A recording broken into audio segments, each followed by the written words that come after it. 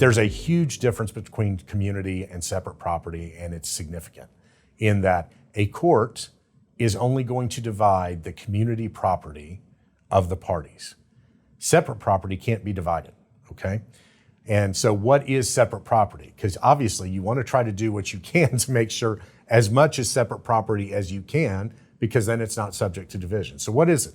It's anything you own prior to marriage. It's any gift you've received from anyone. So let's say that you gave your spouse a Rolex a week before you filed for divorce. Is that Rolex, can you sell it? Is it subject to division? No, it's that person's separate property. It's also, any money you've received from inheritance.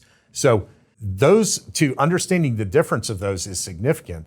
Then the problem that people get into is when you've got what I will refer to as commingled accounts. So if you've got an account that you and your spouse are putting your paychecks into, and then you inherit $500,000 from Aunt Betty, and you put that money from Aunt Betty in that same account, you've got commingled funds. So then to determine what is separate property and what is community, you generally need a forensic accountant who can go in there and do what is called tracing to determine what's separate and what's community. Obviously, if it happened 2 days ago, it's not a problem most of the time.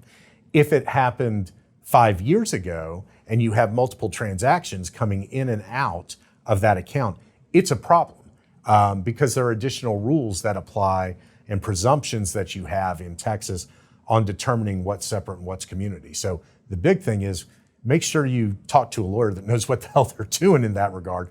Otherwise, you can leave a lot on the table.